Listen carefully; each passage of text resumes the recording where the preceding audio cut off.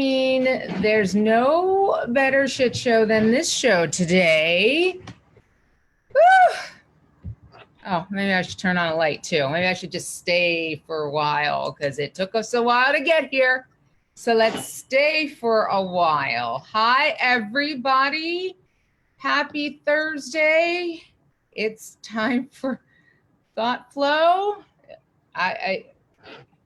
It's been quite the adventure. So I've got to tell you, we're happy to be here. We can't see you. This is very different from the way we would normally do it. And I think we can actually see the chat over here, Nikki, so I can keep an eye on that unless you can see it on your end. I don't know. I've got like 10 screens. That is what I am. Okay, I see all of us. I am on. Yeah, I can chat. Cool. All right. So those of you who are used to just seeing your sultans of chat here, notice that there is a third window open. And we are on Zoom, and this is Jessica Rozak, who I have known since she was a little itty bitty knee biter. Jesus. Aside from being so fantastic and being family and being a wonderfully brilliant woman, this particular wonderfully brilliant woman has an amazing story of survival, of thriving through through adversity. And I am so excited, Jess, that you have come to play in the Thoughtflow sandbox and are open to sharing your story. So thank you. Thanks, guys. I'm grateful to be here. Yeah, that's so good. So I don't want to give you too much of the tale because I want Jessica to say it in her own words. But yeah, I just want to get started. Nikki? Yes. You ready? I'm ready. All right. I'm getting myself set up to quickly respond to people. Perfect. And once again, my friends, sorry for the delay. We've had a bit of a moment today, but you know what? We're here now. I've not yet started eating Cheetos and I am wearing pants. So let's get going. Jessica. Howdy. So many good things to talk about, but I would like for you to just share with our friends a little bit about you, who you are, what makes you tick, your favorite Care Bear. Just kidding. Don't. I had to think about it. That was the only question that really made me think. Well, you know, it's my job. It's probably Sunshine Bear. But I can't believe you had an answer for that. I have a 4-year-old. Of course I have a favorite Care Bear. Good point. Good point. So the long and short of who I am and where I am and how I've gotten to where I am. I thought about this morning, knowing that we were going to be doing this, and you know, in just a couple of sentences to sum it up, I am a survivor of childhood trauma. I am a rape survivor. I am a recovering addict. I have almost 15 years of uninterrupted clean and sobriety time.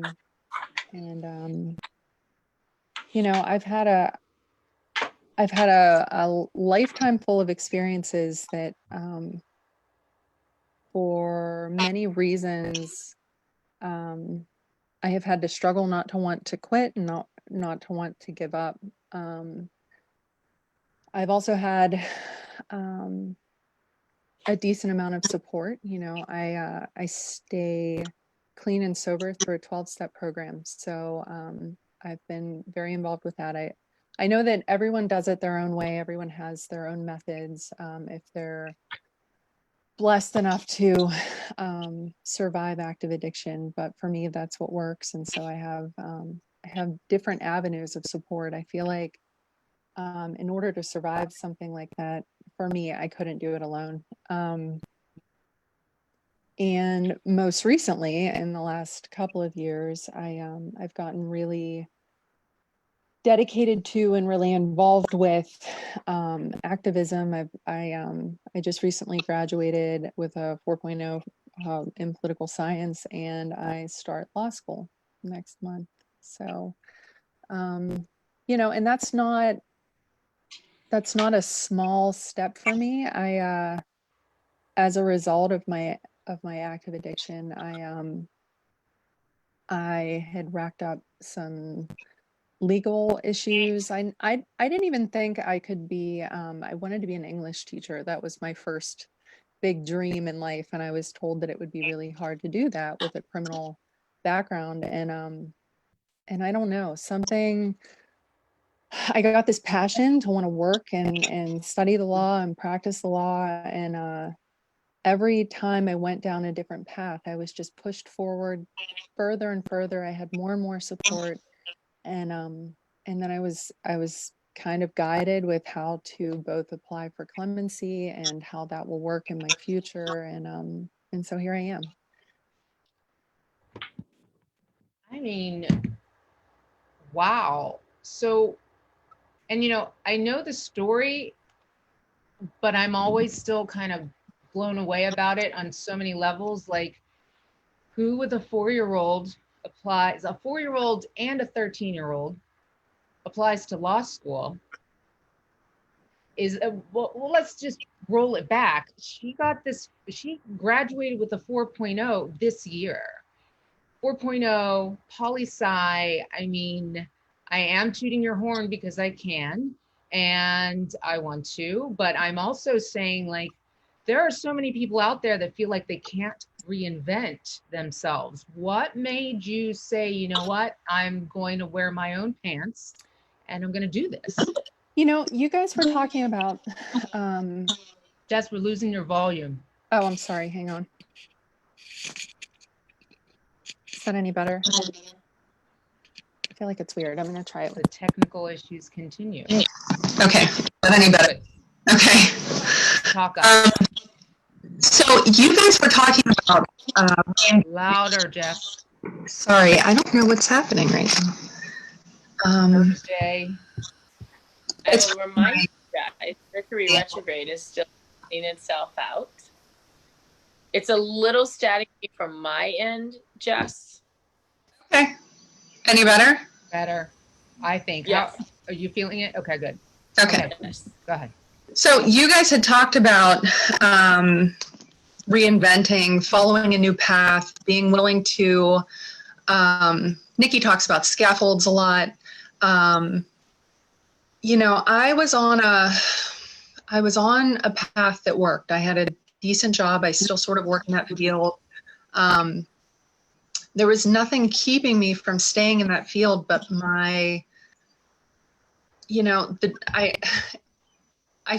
just felt in my, in the root of my being that this is what I'm supposed to be doing. I don't know how to explain it any better than that, because it does sound crazy. It sounds like, who decides at, I guess I was probably 30, I don't mind telling my age, I'm 40, 36, 37 years old, that they want to go back to school and then go to law school. That's a commitment of 5 years to finish a different degree and then take on the 3-year journey into law school. And we had even discussed it, Misty, and I had to think about it. Is this really, did you see Caleb in the door? I did. I had to think about it. Is this really what I want to do? Because there are different avenues that I could have worked in to kind of push activism forward, to continue, because social justice is a big passion of mine. Women's rights, gay rights, the LGBTQ community, and of course racial equality. And but there was a part of me that still felt like going forward, studying the law, practicing the law, being able to represent people is still where I'm supposed to be.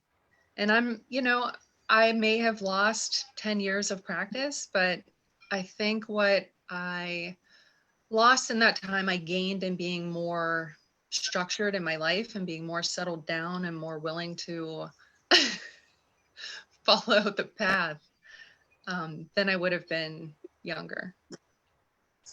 So when you talk about wanting to go into law, right? Because, you know, social justice, there's, like you said, 1,000 different angles you could have taken to get to that, but you chose the hard route, really.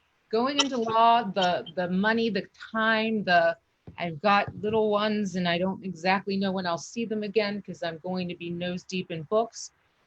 What was it, or who was it that inspired you to take the law route? Well, the original inspiration came from a woman that had hired me. When I first went back to school, I thought I was just going to go to be a paralegal, and I started taking some classes, and I had a professor, and she was this little spitfire of a woman, and just no nonsense, no BS, and very direct about everything. And like the first day of class, she tells us her story, how she had gone to school to be a paralegal and she got hired to work as an attorney. And working for this attorney, the guy hired a kid out of law school who had a law degree and was willing to pay him more. And when she said, "What the hell?" he said, "Well, he has a degree." And she said, "Okay, I quit." And he's like, "What do you mean?" She's like, "I'm going to get a degree." So she ended up hiring me. So I got to know her better. And throughout that time of working at that law firm, I realized that I really enjoyed it. I enjoyed that was a lot more like procedural law than statutory, but I liked what I was doing. But I wanted more. I wanted to get deeper with it. And I'm glad that I've chosen this route. The more I study, the more I get to know not only, you know, constitutional law, but anything that I have looked at, I have found, I just want to go deeper. I want to learn more. It's kind of my inner nerd coming to the forefront. Nothing wrong with a good inner nerd. You've always been a bit nerdy, and that's, of course, why I love you. Mm-hmm. But I have to ask you this then. So, you know, you talked about your record and you talked about some of your prior struggles. You know, was that ever a worry for you that it would inhibit your forward progress? It is. It absolutely. I did not think that I could do this. I didn't think it was an option for me. And I think a lot of us feel that way. I think people who have criminal records, it's a part of what has happened with the criminal justice system. People are arrested, they gain a record, and you're kind of stuck. You're pigeonholed into, I'm going to try to find a job that I can work at, and that's it. You know what I mean? It's like this sort of, your forward or upward mobility is limited. And I just kept doing research and I kept asking, is this really going to limit me? I had a friend who's also in recovery who he had an article published about him, and he was very vocal about his experiences and having a record and applying for clemency. So if there's anything that I've learned that if someone else can do it, I can do it. And if I can do it, someone else can do it. So I'm just going to like stay in this little path that I'm in, because more people need to learn and know that we aren't stuck. We can move forward. I think it's important. Oh. Go ahead, Misty. No, I was just going to say, you know, I think it's interesting that you commented on, well, I've missed 10 years. And I'm like, oh my gosh, if I had a nickel for every dancer who said, I wish I would have started Pilates, or I wish I would have known this about the body. But the reality of it is that, you know, personal story aside, would you have been able to receive this level of attainment and even just your fortitude in that time period? And if it takes you, go ahead. I don't think I would have. And there are a number of reasons. So I mentioned that I am also a rape survivor. And one of the things that has happened in the last, I don't know, 3 or 4 years has been this sort of processing of all of that. And the reason I bring that up and the reason that that's pertinent and I think I think many people experience this as well. Having gone through something so traumatic and feeling broken from it, and unfortunately, sexual assault victims in our country tend to be, I hate to use a catchphrase, but like victim blamed so often that we aren't allowed to move forward, because if you don't first acknowledge that you're a victim, you can't acknowledge that you're a survivor. So in moving forward in this path with legal studies and wanting to get involved with representing other people, I first had to be okay with myself. I had to get through so many of these backlogged fears and inadequacies and feeling like I was damaged, and recognize that none of that was true. None of that is current. None of it was ever true. You know, I had to really realign my thinking and allow myself. It was like I was constantly like a tuning fork, like constantly moving. And I had to wait until it could come and settle and be still, for me to figure out what was next, you know? And I think that I'm exactly where I'm supposed to be when I'm supposed to be. That is so hard to figure out, I think, you know, especially when you are, I think anybody, you know, you have this idea of what your life is supposed to look like, right? Mm. And then so you just drive and drive and drive and drive. And then when things start maybe going off the rails a little bit, it's hard to maintain that steam if you don't accept that perhaps I'm not supposed to be over there. So, you know, I think that's a huge point, and I think that it's something that is easy to forget, right? Right. So you were talking about your past and about being a survivor. You've survived a lot, actually. Um, you know, Jessica and I grew up together, like I've said 99 times, but you know, one of the things I have to tell you about her is that she's always been light. That's the way I would describe her, as in like a shining light and a beacon. And no matter what happened, she always kept it pretty rosy because she's a very positive person. But I'd like for you to share, you know, what it's like being and feeling that brightness kind of be dimmed because of life experience. And then what do you do to muster the chutzpah, for lack of a better term, to get out of that and get back to your life? I mean, it's thinking back through like the course of the various obstacles and the various things that have come up from childhood forward, really. You know, I think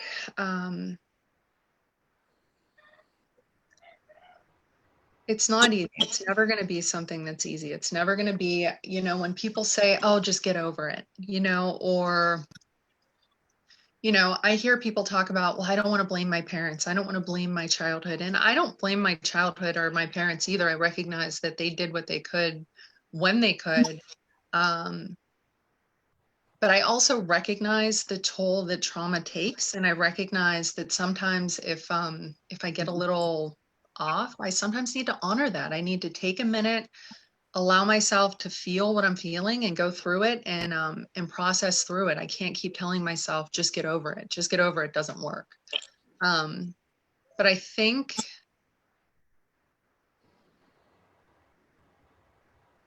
I don't know. I'm really trying to think about, you know, what has kept me positive, because it's really kind of amazing that I'm not a psychopath.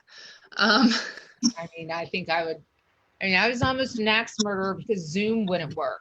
So, I mean, I really couldn't imagine where I would be, to be honest. Well, it's tough. You know, active addiction was tough. I was homeless for a couple of years. You know, you know, and even since I've gotten clean, I've had ups and downs and issues in various relationships, as we all do. I didn't know how not to pick bad partners. You know, those of us who come from childhood trauma will often sort of recreate those same systems in our romantic relationships. So it took me a while. It took me a while to stop doing that. So that was, you know, that was painful as well. I think between having good support, which I mentioned before, because I had, you know, I've had you, I've had, you know, a number of other women in my life. I just keep trying to remind myself that like, this isn't the end, you know, no matter what, this isn't the end. There's more coming. And I don't know if everybody feels that way, but like, I can't shake that feeling. Like there's more to do. I have more work to do. So even if today feels like crap, you know, or something bad happened today that got, you know, my panties in a twist, I know that ultimately this isn't the end, you know? I mean, I guess maybe it's my own evidence. I have been through so many things and come through to the other side that I know that no matter what it is that is happening, it'll pass and I'll get through it. I love that you speak about, you know, the partners that you chose that were keeping you in a similar cycle or feeding the cycle that you were creating or that you were in for yourself. And I think that that's, you know, just in terms of people in general, I think in some respects there's a comfort in that because it's kind of what you know, but then by the same token, you know, you kind of go, that seems really familiar and not in a good way. And, you know, I think I love it that you said it because I think we all do that to some extent. You know, we can come up with a million reasons why we can be with someone who we know is not good for us.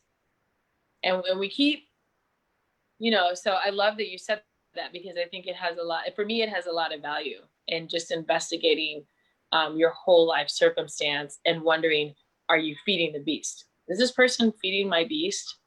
So I just thought I'd say that because I love it. Yeah. Well, and you know, to bring it back to what we've been talking about with Maslow over the past few weeks, you know, and you talked about that early trauma and how, you know, with trauma, the word safety, security, you know, those things don't come to mind. You're essentially working in fight or flight, right? So that's going to mar every decision that you make moving forward. Right. Yeah, I've had to fight really hard against and work in therapy. You know, I'm a big believer in seeking help, seeking therapy. And I know it's easier for women to talk about. That was kind of in the news recently about how difficult it is for Black men to seek any sort of therapeutic advice or, you know, help. I think it's hard for men in general, harder. I know that without it, I have no idea where I would be. I have needed to like take deep dives into who I am, why I am, where I've come from, how it's gotten here. And I can kind of see myself coming a little bit more. I can recognize when like I'm in, you know, hypervigilance mode and is this really necessary? Do I really need to be this concerned about something or is this just a reaction to some sort of trauma trigger? Nice. So you mentioned Black men. I want you to talk a little bit about the biracial experience, especially starting back in the 80s, you know, when you were but a knee biter. And, you know, granted, times were different then, but they weren't that different. How did that inform upon your life then and through your just evolution? So that's actually been an interesting journey that, you know, over like the last 5 or 6 years, I've become a lot more interested. And so here's the quick and dirty backstory. So Misty and I grew up on the same street, across the street from each other, in a neighborhood that was predominantly white at the time. There was one other family, I think. And Two? Marco. Oh, right. I forgot. Yeah. The Lewises. The Lewises was who I was thinking of. But my mother married white and twice. And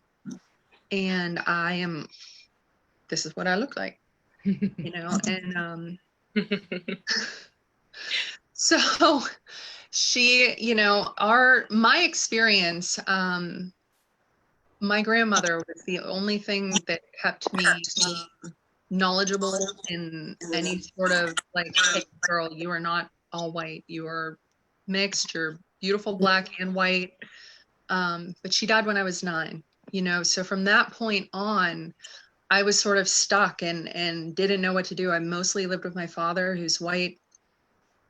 And at that point in the 80s and early 90s, I mean, in the area that we grew up in, racism was so rampant, and it still sort of is. It was difficult. It was so difficult. I had there was a family that I stayed with most of the time, and they were super racist, and I learned to despise any part of myself that would identify as Black. I didn't know how else to live. I was so young, you know what I mean? 9, 10 years old, and you're being told you are not okay. Anything about your features, you are not okay. So for years, I would sort of like tiptoe on that line, not knowing. And here's the thing, it's really hard as a biracial woman, or you know, I can only speak for myself, to have that identity. Being biracial for years, I can remember getting into conversations with people and they're like, oh, here comes the biracial girl, you know, like I didn't have enough, I wasn't Black enough and I wasn't white enough. It didn't matter what the situation called for. I wasn't Black enough, I wasn't white enough. So it wasn't until the last 5 or 6 years that I started to sort of figure out, okay, what does it mean to be biracial? And then I just sort of, since I didn't have anyone to consult, because every time I would ask someone, it would kind of get pushed off, you know, it's like being biracial is odd. You know, my father is Jewish, my mother is Black, and, you know, growing up in a racist, that was just like, you know, I could take on so many terrible, horrible jokes, you know, and that's what I did. And here's the thing about being light-skinned biracial. So I have had experiences where my darker friends have said, well, you don't have to deal with what we deal with.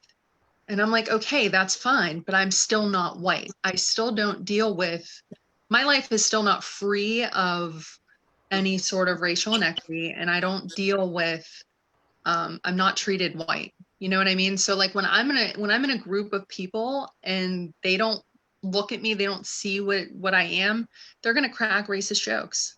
And then it might occur to them like, oh wait, Jess is half Black. And they'll say, oh, but we don't mean you. That's my favorite. Oh, not you. You're one of the good ones. Yes. You know? And it's like, yes. oh my God. Are you know what I mean? I remember telling someone specifically who was at my house and who was making racist jokes, you know, I'm half Black. And he flat out said, I don't care. As if I was like telling him something that he, like, I needed his approval or something, you know? And that was probably the turning point. So that was probably like 7 years ago that I was like, excuse my language, but I'm fucking done with this. Like, for sure. You know, I mean, it's so, I think bouncing between the two ends of the spectrum is hard enough. But then when people are telling you that, you know, essentially they're telling you you're not going to be accepted anywhere. Exactly. I have no identity. I have no sense of community, you know? So like, that's the great thing about, you know, living in a racist city or state, I guess. There are all of these pockets of Black communities that are very active and working in the activism front. And like, it's hard to break in when you look like me. I'm like, but I'm Black, you know, like, I mean, I don't know how, and it's like, well, how Black do you need to be? You know, do I fit, you know, and just sort of like, and I'm tired of sitting on the sidelines. I'm tired of sitting on the sidelines when I have a voice, I'm intelligent, and I want to fight, you know? So I'm not gonna. I'm gonna push forward. I'm gonna get my law degree. I would love to work in policy somewhere, public policy, and do as much work as I can while I can. Brilliant. You know what, I'm fascinated. I mean, and I'm not, because, you know, you speak about I'm older than both of you, and you speak about the 80s and 90s, and it's like, what an interesting time. I was just sort of thinking back to where I was in like the mid to late 80s, which was high school, and your experience, and it is very similar in some respects to the experience that my 10 and 12-year-old. My kids are biracial.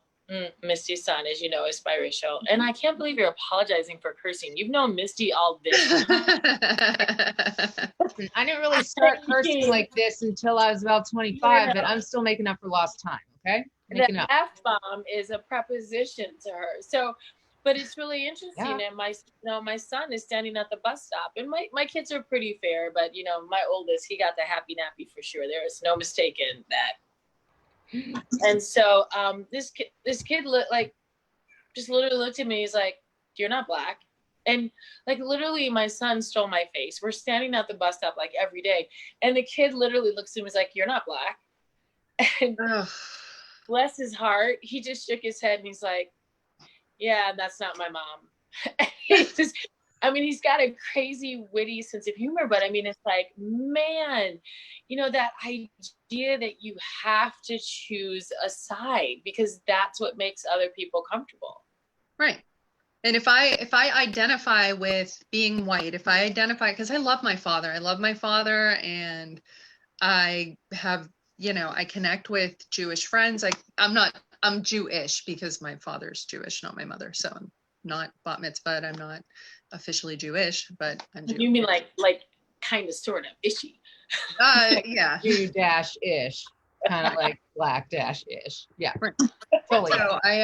So I'm not religiously Jewish, but by culturally, by birth, I'm Jewish. So, you know, I absolutely identify with as much of that community as I can, and I don't think that takes away my black card. God damn it! Like, what the hell? Well, and you know what? I'm holding it right here, Jess. I'm taking it. But we didn't make the rule. Like, that's the interesting thing, is we didn't make the rule. White people made the one drop rule. Right. Like, that's the irony of, you know, a lot of people asking people to make a choice, and we didn't make the rule. Right. Years ago, I wouldn't have had a choice. None of us would have had a choice. Right. I would have been blackety black. Like, it doesn't matter if I had one, you know, if I was one separation or two, it doesn't matter. So why push me out like I'm not good enough? Well, but then isn't that a conversation about colorism? Because then you know, for you and for the way that you look, which you've stated, you could pass. I think it depends on how I'm groomed. Right now, look, I'm not lying.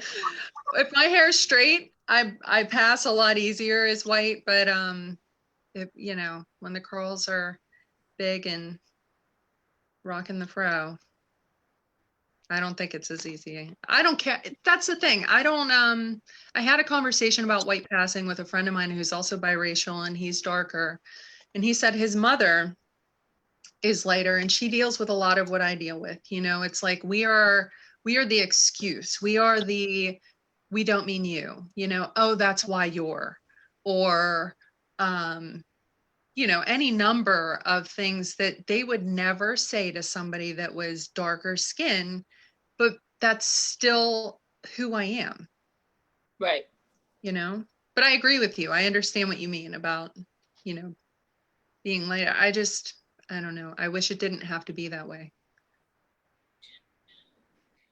I love your story. You know, Misty shared your story with me, and I love your story. And I love your sheer sense of fortitude, but I also love that you have found, I've loved that you have found where your space is, and you stand very boldly in your space. And I love that. Like I think about my my boyfriend's daughter. They're biracial. They're very fair skinned. Like she's you, and that's an issue for her. You know, she's like, I didn't see myself, and I was wrong, or I was not the right thing because I wasn't cast in the white mold. And if you saw her, she is beyond gorgeous, and her eyes take up half her face. And you know, to all of us, you know, we're just like, oh my gosh, they're gorgeous. But and then it's like, oh, she's pretty because she's exotic looking. I don't really think she's exotic looking. If exotic equals you're not white and blonde, then I guess yes, she's exotic looking. Oh goodness. You know, she grew up around all white people, and you know, she has conversations with me. I'm unapologetically Black, but she has conversations with me, and I'm very frank and I'm very honest. And she said the first time she realized that Black people were just normal people was when they went on vacation to Turks and Caicos.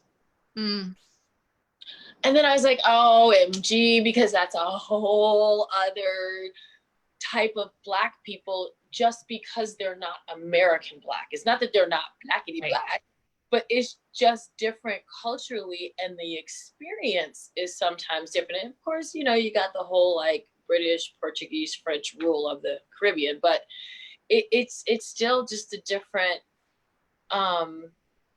you know, it's astounding in this age that the Eurocentric cast is still so widely represented as the aesthetic. Right. Absolutely. Yeah. I've gotten the, wow, you look so exotic for literally my entire life. For sure. For sure. So it's so funny because I think it's a compliment. Like that's the funny part. Right. You know, they're saying it with such sincerity, and it's like, don't you want to be exotic? And you're just like, do you mean like Amazon rainforest amphibian that no one can ever see? Like what part of exotic am I supposed to? I mean, through to your be nose, exotic means you something know, is the whole thing. Pebbles Flintstone. Like, yeah. I have to wonder, so,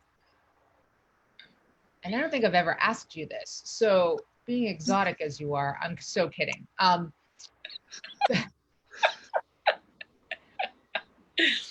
So you mentioned incarceration.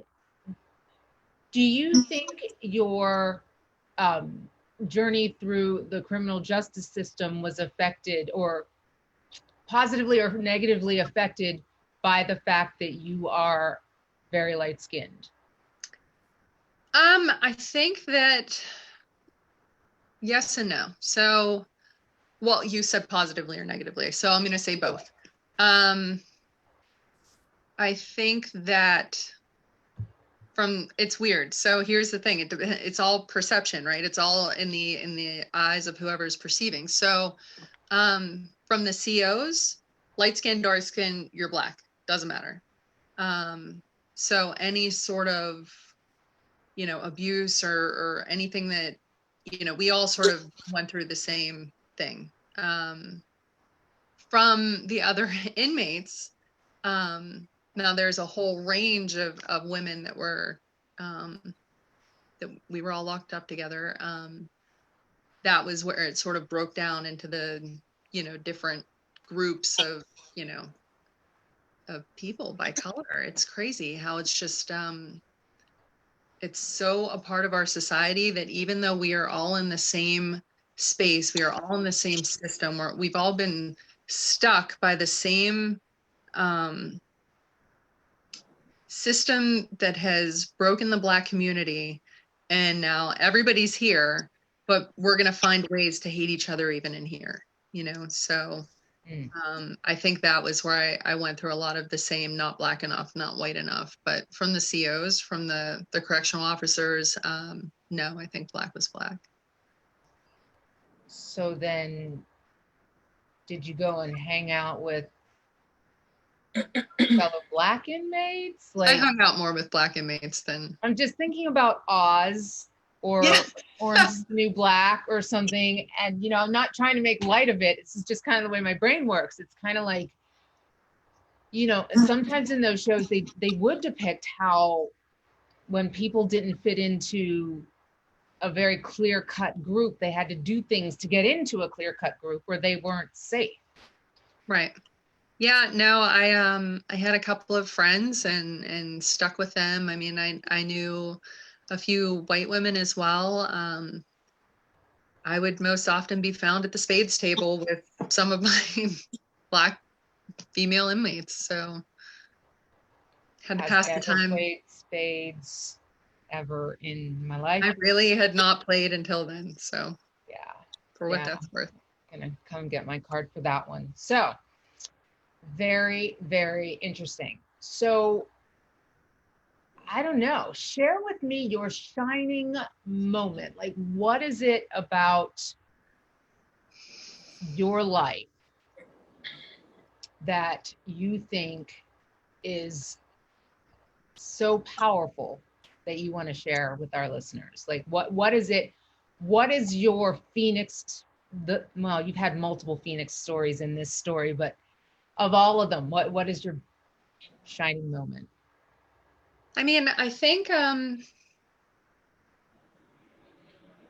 don't know if I had to pick one, you know, and I think the biggest thing for me is that I know for a fact that I haven't peaked yet. So I can't ask me in 5 years. Maybe I will have gotten there. I don't know. I feel like I have so much work to do, and I mean, there are many things that I'm super proud of. I'm proud that like I'm able to manage a marriage and not be a complete psychopath. I'm proud that I'm a great mother to two children, and I had really the barest example of how to do that. Um, and I was able to kind of figure that out with the help of my friends. And you know, and staying clean, it's funny, it's like such a normal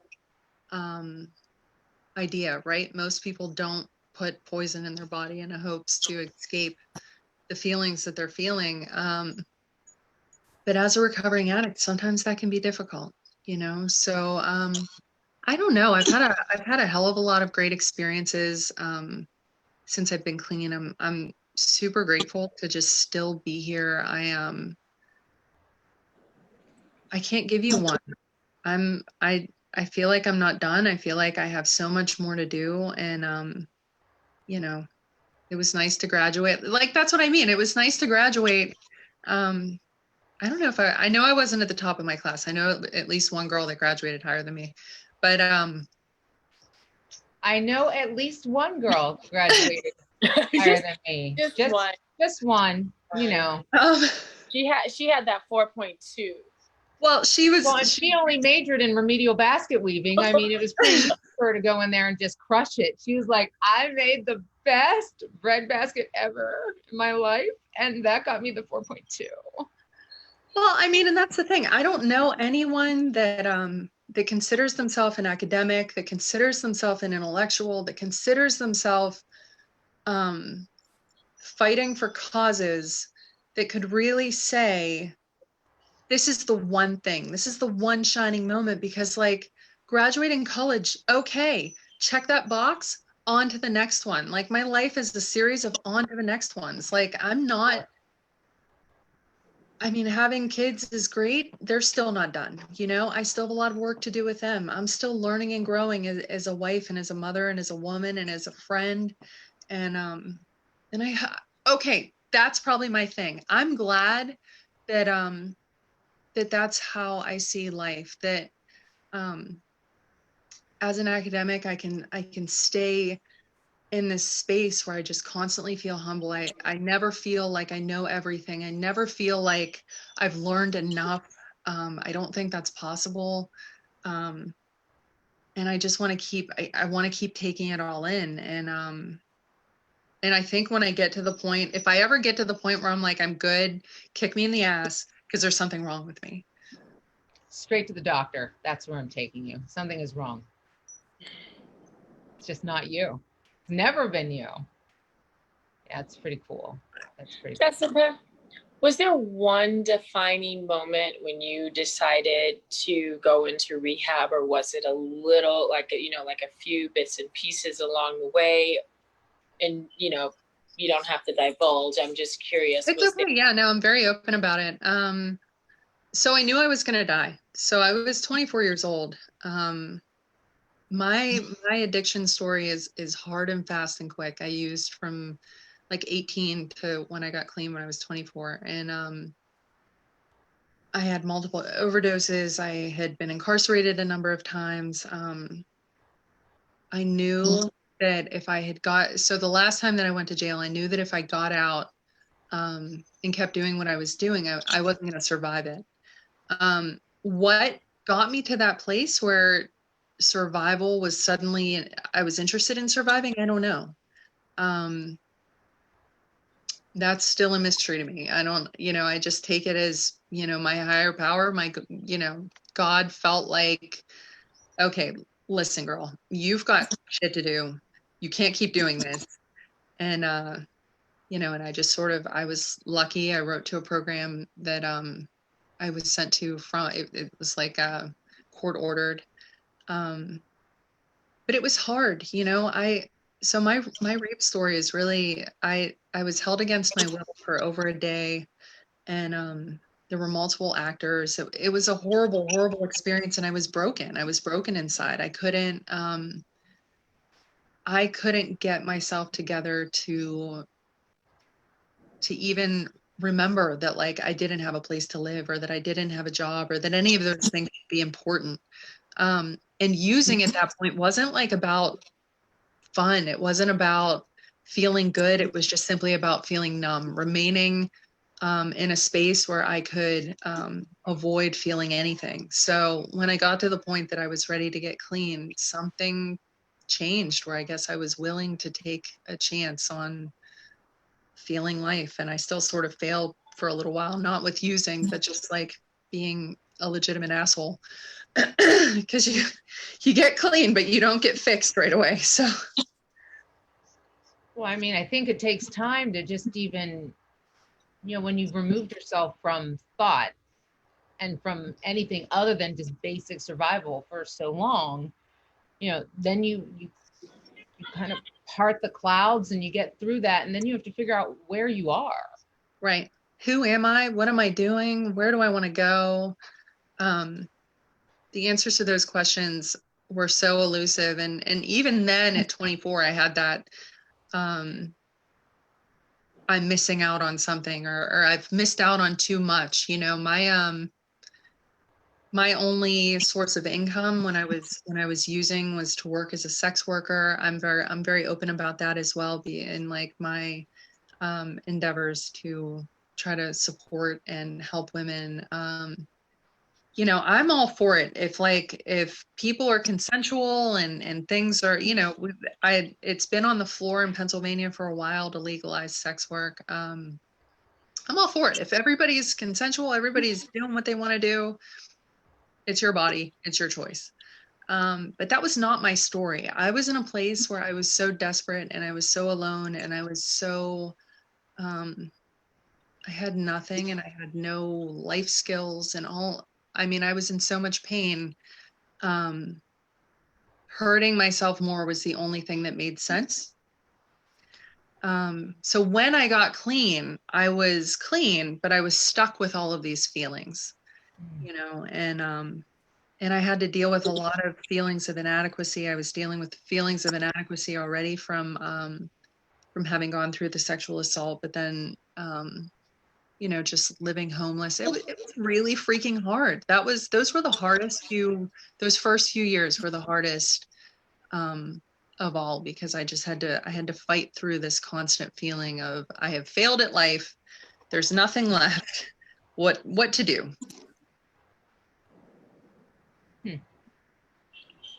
So then what made it stick?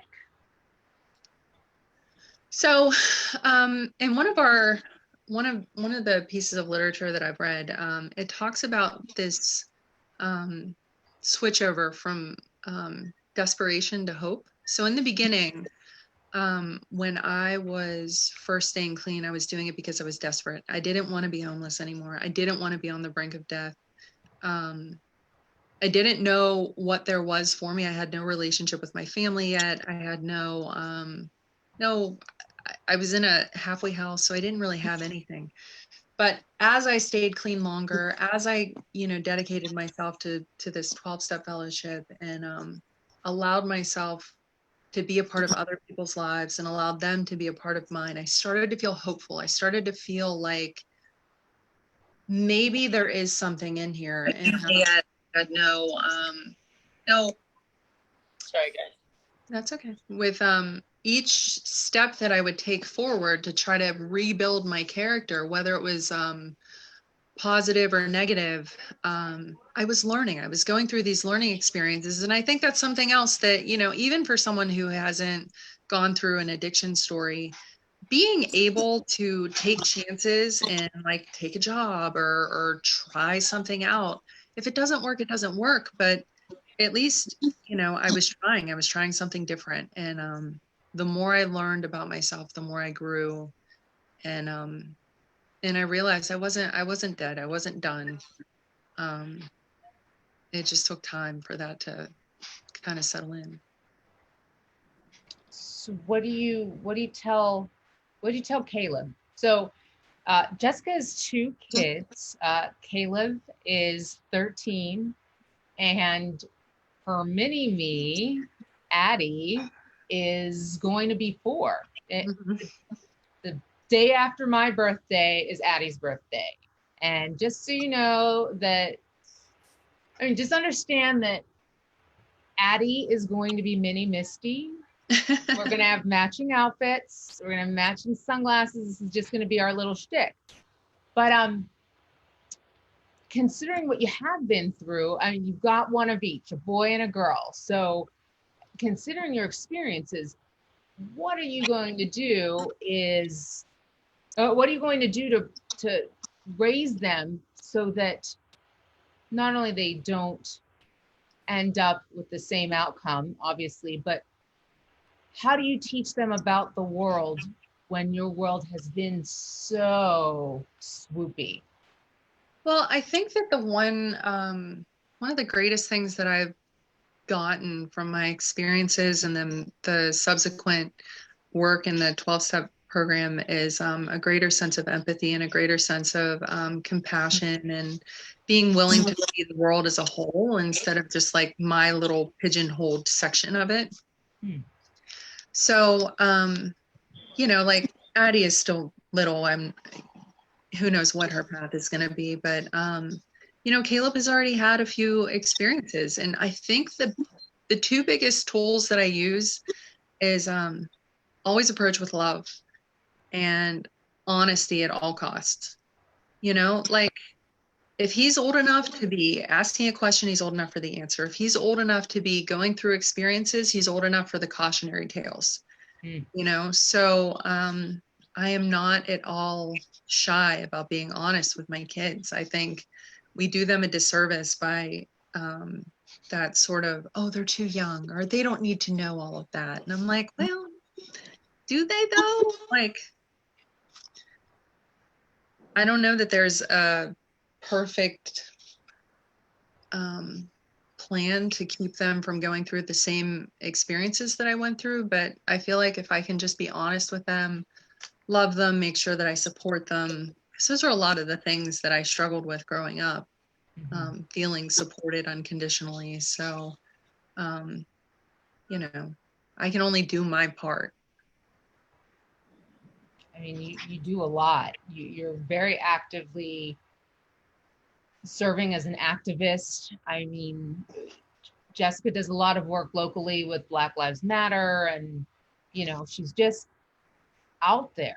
What would you say to somebody who wants to get out there and wants to do activism, but maybe is a little bit afraid? Like, how would you recommend that they get into that, and what directions would you send them into? So I am not like the end all be all, know it all when it comes to activism. And in fact, there are many factions in our city, groups that are active that I haven't worked with. And part of the reason I haven't worked with them is my own reluctance to be involved in like physical protests because of my past and because of my physical health. I have a really bad back. But you know, I feel like we all have a different role to play. And I feel like you know, I've had a few people ask me, hey, is this okay to say? Or what do you think about this? And I've kind of become like, I have my own level of activism, but then I also end up being like a consultant, sort of, you know, like people come and Activist ask me consultant. like, is I this would like to make okay? that Can business I card. start? I mean, and it's really sweet when people do that because I'm really honored to be the person who tells them, you know, listen, you have a voice, use it. You know, I think that one of the fallacies that we all sort of fall victim to is that we have to ask permission or that we have to be in the right place at the right time to fight a cause. And I don't buy into that at all. I think that if you feel like in your gut that this is what you want to do and you want to start being vocal about it, the one thing I would caution is like maybe do some research, you know, maybe if, you know, because I have like white friends who want to be like outspoken allies. And I'm like, that is wonderful. I feel like white allies have a huge role in all of this, especially in communicating with other white people. Just do some research, make sure that what you're saying is coming from the right place. And, you know, that's my only suggestion. Beyond that, use your voice, get loud, make as much noise as you can. We need everybody. We do. We do. It's the only way to make this place better. Right. Nikki, Yeah, is it that time? it is that time. I'm feeling like it's that time. It is that time. Okay. It's time to break the machine, kids. Break the machine. You know, I look forward to this every week because it's always something interesting. And the politicians have not hesitated to give us some good stuff to talk about this week. But in particular, Where you going? Where you going? well, you know, I think this whole business with AOC. Yes. And oh gosh, I'm still mad Zoom wasn't working. Who was it? Toth? Whatever he said. Whatever his name is. I'm gonna look it up because I can't remember. But the guy that called her what was that? Yoho. That's it. Who called AOC out of her name, we will say. Because he was having a little bit of a small man temper tantrum and she was not having it. I was just watching her statement. Micah had just sent me her statement today at 4:24 p.m. I was just watching it. I'll stick it in the post. Yes, please do. Please do. But Jessica, as a woman who's been through womanly stuff, who is going into this realm, I mean, law, politics, they're hand in hand. I want to hear what your takes are on all of this nonsense. I think men in general have given AOC a run just because she's a woman and because she's a woman of color and she's smart. Freaking smart. Yeah. She's sharp. You know, and I have dealt with the B word on many occasions myself. I've dealt with being told that I'm intimidating. So oh man, I can totally relate. Like having someone approach you and feel like they had the right to criticize you when you're colleagues on the same level, and then call you out your name, you know. I know that this is the world that I'm stepping into, and I know that it's likely that I will probably also have to deal with many things, but I'm willing to do that. You know, I think that more women need to get involved in the fight, and it's not going to happen unless we are willing to deal with some of that crap and keep telling them about themselves. Because some of this toxic masculinity, like what else could that be considered besides toxic masculinity? You think you really have the 100%. right to say Yep. what you're saying. Yeah. So do you think it's the swan song for the patriarchy? Do you think the patriarchy is starting to realize its time is limited? Or do you just think that, he just felt so right and so assured that he was going to be okay and not suffer any consequences from such behavior? Take a look. Nikki just posted the article that we're talking about in the chat, by the way. Do you think it's a matter of it's starting to come apart at the seams, or do you just think that he felt entitled enough to be able to do that and think that there'd be no blowback? Because, I mean, look at the things the president says every day. What difference does it make? I absolutely think he felt entitled. I think he felt entitled, and I think that she does not go away. And number one, she just won't go away. She has no intention of going away. She's not going anywhere.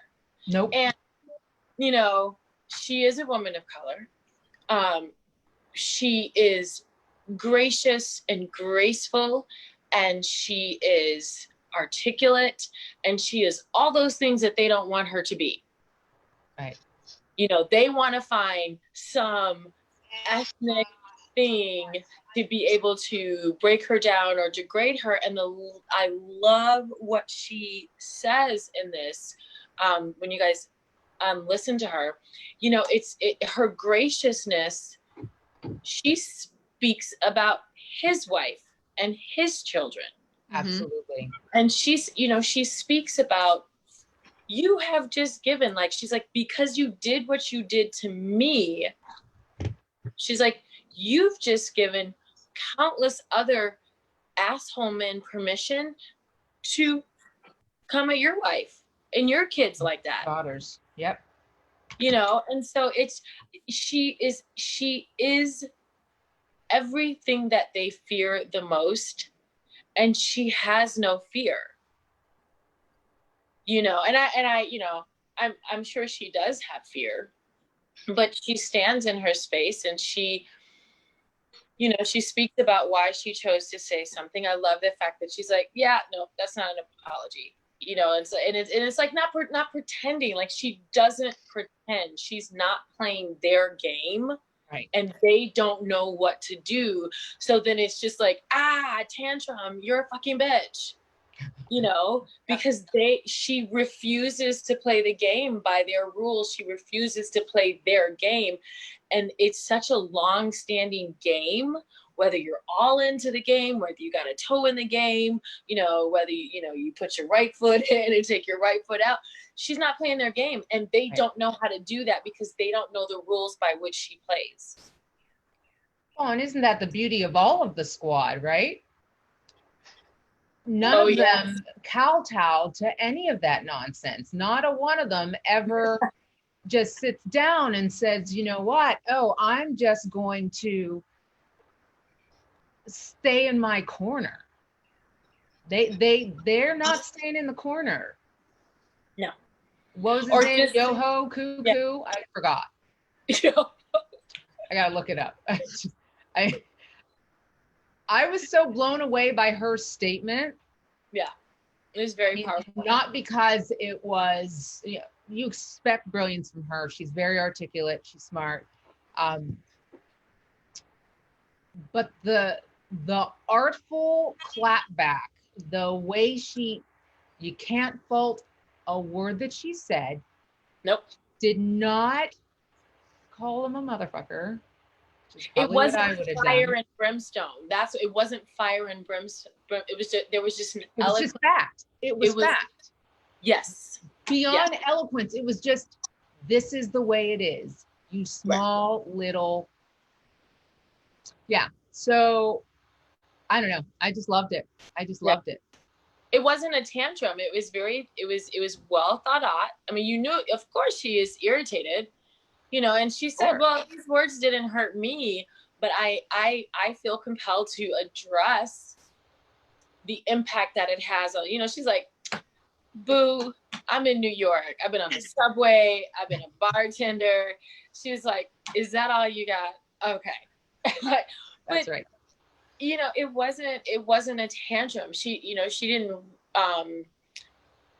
didn't rebel rouse. She didn't, it was just, okay, so you did this. So let me comment and let me remind you that I'm 2 years younger than your youngest daughter.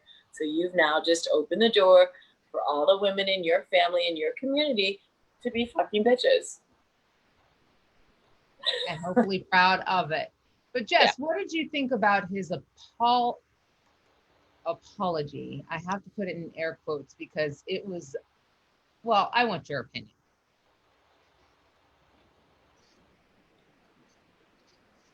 Did we lose you?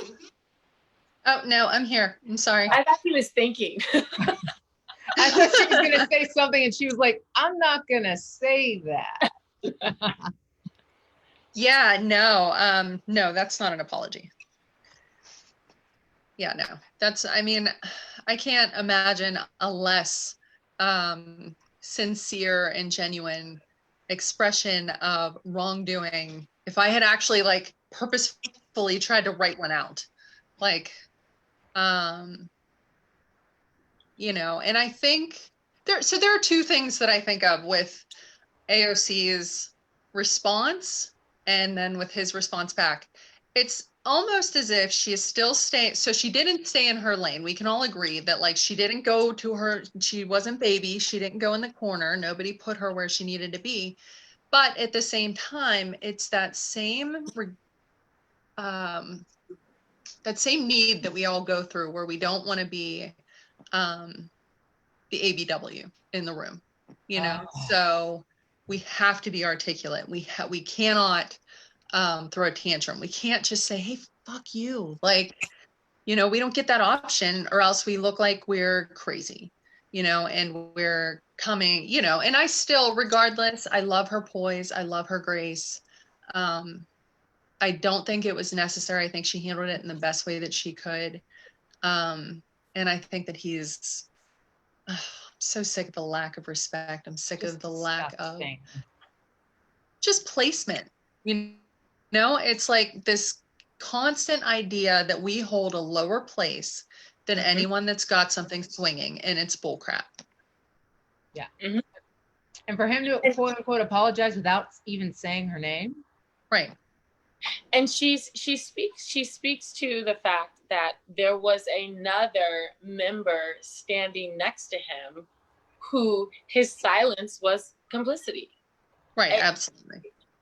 And that whole thing, or his silence was complicit. I mean, that whole thing of not like they don't even check themselves. We're not even in a space where nobody has to get called on their shit. You can stand as political figureheads literally on the steps, curse your colleague out because you disagree with what she said, which is kind of the whole premise, to get different sides and discuss them.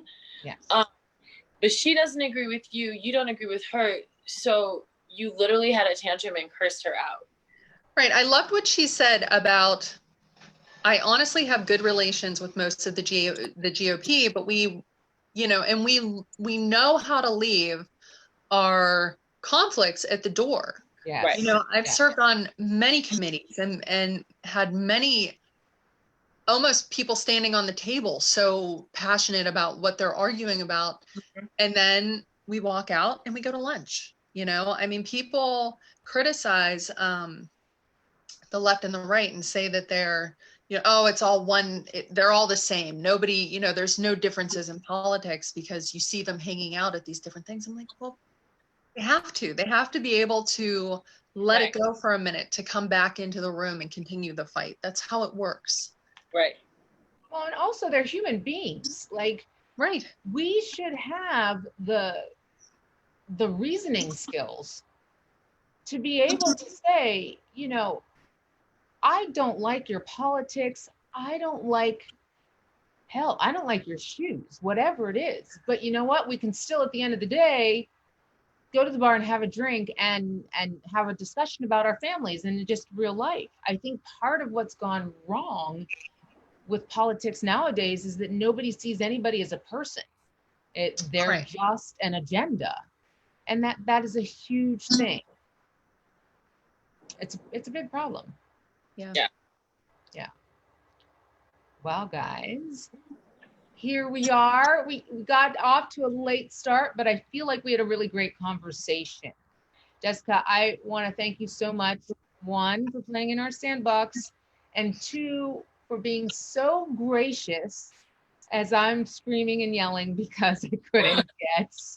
No, girl, it's not like you're some random host. I've known you since we were children doing cartwheels in your front yard. So This is true. And just so you know, I didn't scream and rant as much back then as I do now, Nikki. I think it's my stress. she's lying. Oh, well, you know what? Here's the thing. So Jessica and my sister are 6 years younger than me. And they wanted to be with me all the time. Now, granted, I was super fabulous and cool, but like crimping my style. Hello, I was past Barbies. Just saying. Just saying. I do recall a few cakes in the Easy Bake Mini Wave oven. It was a good time. We had a great time. Thank you. Thank you so much for being here. You. And Thank you sharing. for your honesty. Yeah. I mean, like I said, it's a magnificent story, and thank you for sharing. And one day I'm going to write the book about Jessica's life. And yeah, it's going to happen because this girl's doing great things. Pay attention. You're going to see her more and more. And next week on Thoughtflow, we're going to round out our discussion about the hierarchy of needs. And P.S., it's going to be on my birthday. So there will not be any temper tantrums, but I may be eating cake, maybe, if I'm so lucky, during our broadcast. So, I mean, if you guys want to just start sending me fabulous pictures of yourselves in birthday hats, I would be super excited about that. Awesome. I would love that. And maybe birthday outfits, but please wear something. I don't mean like birthday suits. Uni wants your autograph, Jessica. Uni is so lovely. You would just love her. You would hug her and you would say, Uni, I love you. Anyway, guys, so thank you, everybody. Thank you for joining us tonight and being patient and finding us anyway, even though it took a minute. And next week, we will be back at our normal time, 7 p.m. on July 30th. Oh yeah, and 6 p.m. The civilized time of 6 p.m. 6 p.m. for people who didn't have enough marbles to have 7. They stopped at 6. I'm just saying, don't be jealous. Oh, hush. Don't hate. That's because. Bye, guys. Thank you so much. Bye, Thanks guys. for coming to play. We will see you next time. Ciao.